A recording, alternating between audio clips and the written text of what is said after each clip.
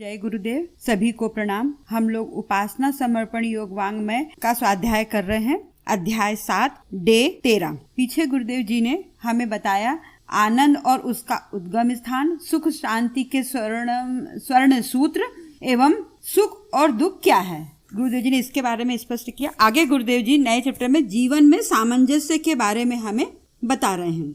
इसमें गुरुदेव जी लिखते हैं, संसार और इसके पदार्थों में अनेक विभिन्नताएं और विचित्रताएं निहित हैं।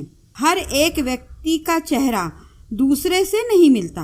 असंख्यों प्रकार के जीव और फिर उनमें भी परस्पर असामान्यताएं, यहाँ तक कि एक पेड़ की पत्तियों शाखाओं में भी परस्पर असमानता भिन्नता होती है। यह सार्वभौमिक विचित्रताएं भिन्नताएं सर्वत्र ही है और मानव जीवन भी इनमें से मुक्त नहीं है।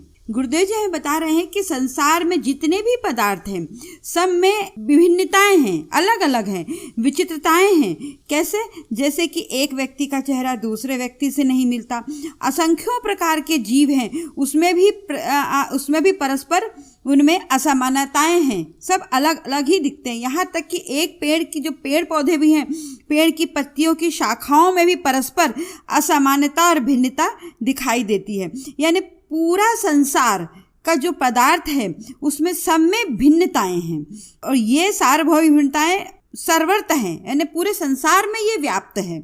ये मतलब इसमें कहीं अलग अलग नहीं, सब में व्याप्त है भिन्नताएं। तो मानव जीवन भी बताया है गुरुदेव जी ने कि मानव जीवन भी इनसे मुक्त नहीं है। मानव जीवन अनेक अंगों में बटा हुआ है। कैसे? अध्यात्म, धर्म, प्रकृति, लोक मर्यादा, आत्मा, देह, विचार, भाव, लोक संग्रह आदि अनेक भागों में मानव जीवन बटा हुआ है। लेकिन इस सब के होते हुए भी समस्त संसार और इसके पदार्थ सभी प्राणी मात्र एक स्थान पर अभिन्न हैं। इनमें परस्पर ऐक्य है। भिन्नता, अनेकता, विचित्रता सब बाह्य है, परंतु आंतरिक रूप से सभी एकता के सूत्र में पिरोए हुए हैं। गुरुदेव जी हमें बता रहे हैं कि सब में भिन्नताएं हैं, तो मानव जीवन भी इससे मुक्त नहीं है, मानव जीवन भी इससे अलग नहीं है। मानव जीवन भी क्या है? मानव जीवन का भी गुरुदेव जी बता रहे हैं हमको कि वो अनेक अंगों में बटा हुआ है। जैसे आध्यात्म में, धर्म में, प्रकृति में, लोक मर्यादा में, आत्मा में, देह में, विचार में, इसके लोक संग्रह में आदि में मनुष्य बटा हुआ है। लेकिन इस सब के होते हुए भी, इतनी सारी भिन्नताएं होने के पश्चात भी समस्त संसार, सब इसके पदार्थ, सभी प्राणी मात्र एक स्थान पर अभिन्न हैं। एक जगह सब कितनी जो बाहरी वस्तुएं हैं उनमें कितनी भी विभिन्नताएं हैं, कितनी भी भिन्नताएं, लेकिन वो सब कहाँ एक के हैं? आंतरिक रूप में सब एकता के सूत्र में पिरोए हुए। गुरुदेव जी हमें इसमें बिल्कुल स्पष्ट कर रहे हैं कि बाहरी मनुष्य या इस संसार में जितने ही पदार्थ हैं वो सब क्या है? बाहरी रूप से कितने भी भिन्न हों, लेकिन आंतरिक तौर से सभी एक ही सूत्र में पिरोए हुए हैं, है ना? सभी एक में ही है, सब जो आंतरिक है वो सब एक ही है। आगे गुरुदेव जी बता रहे हैं कि सभी विश्व चेतना के अंश हैं, सभी मनुष्य विश्व व्यापी आत्म तत्व के अंश हैं, सभी एक आत्मा से ओतप्रोत हैं। इस आंतरिक एकता के स्थल पर सभी असामान्यताएं, वैभिन्न विचित्रताएं तिरोहित हो जाती हैं। गुरुदेव जी बता रहे हैं कि इतना होने के बाद भी आंतरिक रूप से सभी एक हैं। सभी क्या है? विश्व चेतना के अंश हैं। सभी मनुष्य विश्वव्यापी आत्म तत्व के भी अंश हैं। सभी मनुष्य किसके हैं? आत्म तत्व के अंश है। सभी एक ही आत्मा से ओतप्रोत हैं। यानी कितनी भी विभिन्नताएं होने पे आंतरिक जगत में सब की असामान्यताएं और जितनी विभिन्न विचित्रताएं हैं या विभिन्नताएं हैं वो सब तिरोहित यानी अलग हो जाती हैं। सब वो एक ही है। बाह्य कितना भी अलग हो लेकिन आंतरिक सब एक ही है। अनेक विभागों में बटा हुआ मानव जीवन भी आंतरिक क्षेत्र में एक है, अभिन्न। वही गुरुदेव जी हमें बता रहे हैं, कितना भी आदमी बाहर से बटा हुआ हो लेकिन मनुष्य अंदर से बिल्कुल एक ही है। इस तरह जीवन के मुख्यतः दो विभाग हुए। एक आंतरिक जीवन जो जाति भेद विभिन्नताओं से रहित और मुक्त है। दूसरा बाह्य जीवन जो अनेक विचित्रताओं और विभिन्नताओं अनेकताओं में बटा हुआ है। गुरुदेव जी हमें बता रहे हैं कि इस तरह से जीवन क्या क्या है, जीवन के दो विभाग हो गए, ने दो उसके कार्यालय जैसे हो गए। कैसे? एक आंतरिक, दूसरा बाह्य। आंतरिक जीवन जो जाति भेद भिन्नताओं सबसे मुक्त है, उसे किसी से कोई मतलब नहीं है, वो सिर्फ एक है, उसे जाति से भेद से विभिन्नताओं से कोई मतलब नहीं। दूसरा बाह्य जीवन। बाह्य जीवन कैसा है? उसकी विचित्रताएं विभिन्नताओं अनेकताओं में बाह्य जीवन बटा हुआ है ना। इसको दोनों ही गुरुदेव जी हमें बिल्कुल स्पष्ट हमको क्लियर करवा रहे हैं कि दोनों ही अलग अलग हैं। दो मतलब इसके मानव जीवन के दो ही विभाग कहे जाएंगे, एक आंतरिक जीवन, एक बाह्य जीवन। इसी तथ्य की पुष्टि करते हुए उपनिषदकार ने लिखा है, यह एको ह वर्णो बहुधा शक्ति योगात वर्णने कान्निहितार्थ दधाति। अर्थात वो एक है, उसका कोई वर्ण नहीं, वो अपार शक्ति संपन्न है, इसकी कोई जाति नहीं, किंतु वे ही अनेक जातियों और समस्त प्रयोजनों का विधान करते हैं। गुरुदेव बता रहे हैं कि मतलब उपनिषदकार भी इसमें यही हमें बता रहे हैं कि वो तो एक है, आत्मा सब एक है, लेकिन क्या आंतरिक शक्ति तो एक है, लेकिन उसकी कोई जात नहीं, किंतु वे ही अनेक जातियों समस्त प्रयोजनों का विधान करते हैं। आगे गुरुदेव बता रहे हैं हमें, हमारा अनेक प्रवृत्तियों में बटा हुआ बाह्य जीवन और आंतरिक जीवन भिन्न नहीं, किंतु एक दूसरे से जुड़ा हुआ है। दोनों का अपना अलग अलग महत्व है, दोनों में से एक भी तिरोहित नहीं किया जा सकता।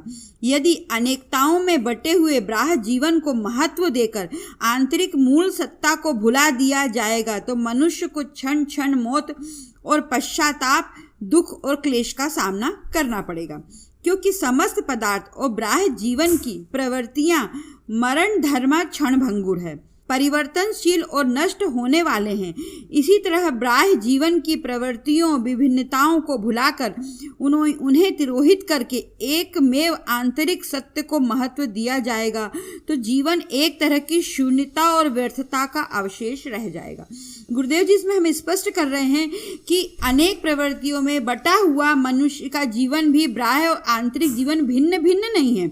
क्यों नहीं है? क्योंकि वो बाह्य जीवन से और आंतरिक जीवन से जुड़ा हुआ है, एक दूसरे से वो जुड़ा हुआ है, दोनों का अपना अपना महत्व है, दोनों को हम अलग नहीं कर सकते। अनेकताओं में भी बटे हुए बाह्य जीवन को महत्व देकर यदि हम कितने हुए भी मतलब जो कितने विभिन्नताओं में बटे होने के बाद भी यदि हम बाह्य जीवन को महत्व देंगे और आंतरिक सत्ता को भुला देंगे, अगर हम बाहरी आवरण को ही बाहरी चीजों को ही देखेंगे और आंतरिक सत्ता को भुला देंगे तो मनुष्य को क्षण क्षण मौत का सामना करना पड़ेगा, पश्चाताप, दुख और क्लेश का ही सामना करना पड़ेगा, क्योंकि समस्त पदार्थ बाह्य जीवन की प्रवृत्तियां मरण धर्मा क्षण भंगुर है। बाह्य जीवन की जितनी भी जो चीजें हैं वो सिर्फ क्या है? वो सिर्फ क्षण भंगुर है, वो परिवर्तनशील और नष्ट होने वाले हैं।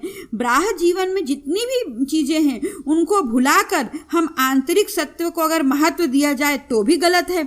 जीवन एक तरह की शून्यता में, यदि हम बाह्य चीजों को भुला देते हैं और सिर्फ आंतरिक जीवन को ही महत्व देते हैं तो भी शून्यता है और व्यर्थता का अवशेष रह जाएगा। इसलिए गुरुदेव जी हमें बता रहे हैं कि दोनों ही बाह्य जीवन भी और आंतरिक जीवन भी दोनों ही एक दूसरे से बिल्कुल जुड़े हुए हैं। आगे गुरुदेव जी बता रहे हैं, आवश्यकता इस बात की है कि आंतरिक और बाह्य जीवन में सामंजस्य संतुलन स्थापित किया जाए। गुरुदेव जी बता रहे हैं कि हमको आंतरिक और बाह्य जीवन में हमें संतुलन स्थापित करना पड़ेगा।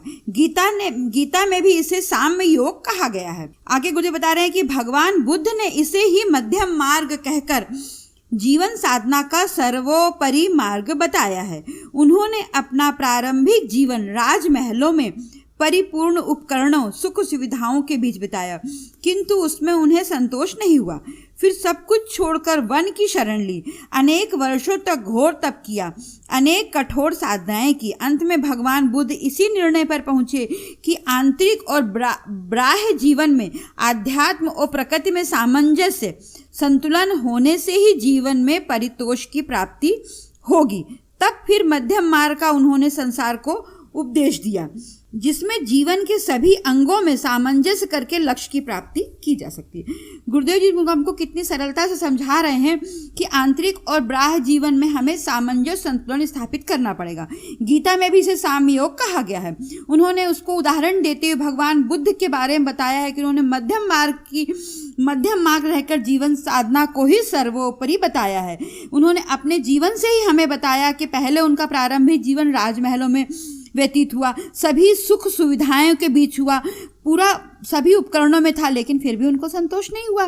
फिर सब कुछ छोड़कर उन्होंने वन में शरण ली और घोर तप किया, कठोर साधनाएं की, तभी तो क्या हुआ उसमें तब भगवान बुद्ध इस निर्णय पर पहुंचे कि आंतरिक और बाह्य जीवन में अध्यात्म और प्रकृति में सामंजस्य बनाना ही पड़ेगा। संतुलन होने से ही जीवन में परितोष की प्राप्ति होगी, तभी संतोष की प्राप्ति होगी।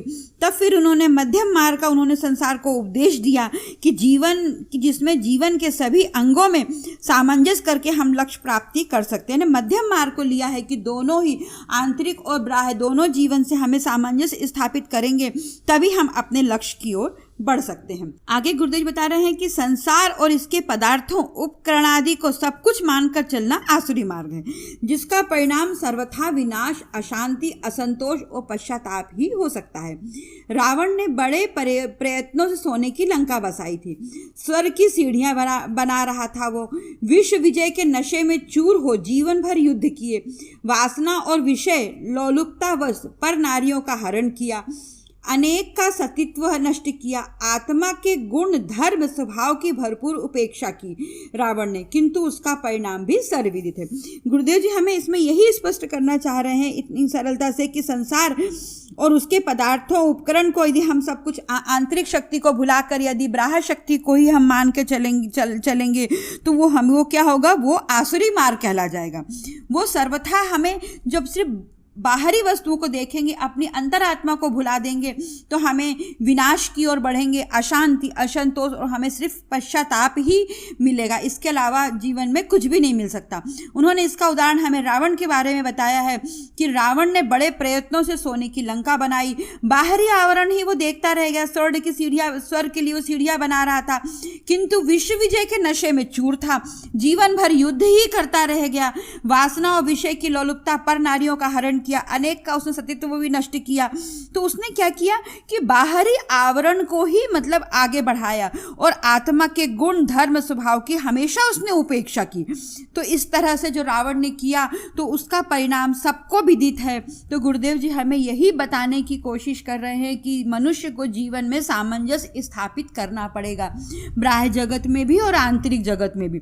भगवान उसमें बताया उन्होंने कि भगवान बुद्ध ने भी इसको हमें मध्यम मार्ग अपनाने का संदेश दिया।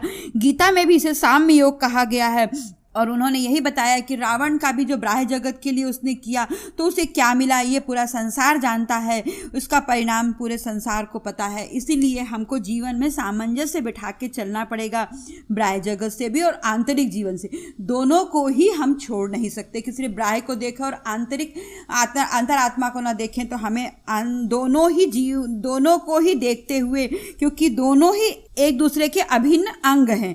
बाह्य जीवन और आंतरिक जीवन भिन्न नहीं है किंतु एक दूसरे से जुड़े हुए, दोनों का अपना अपना महत्व है। आज के लिए इतना ही। जय गुरुदेव, सभी को प्रणाम।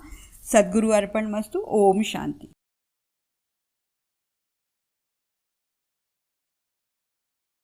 हमारे YouTube चैनल को सब्सक्राइब करें और बेल आइकन को दबाकर ऑल पर क्लिक करें ताकि नोटिफिकेशंस आपको मिलती रहें।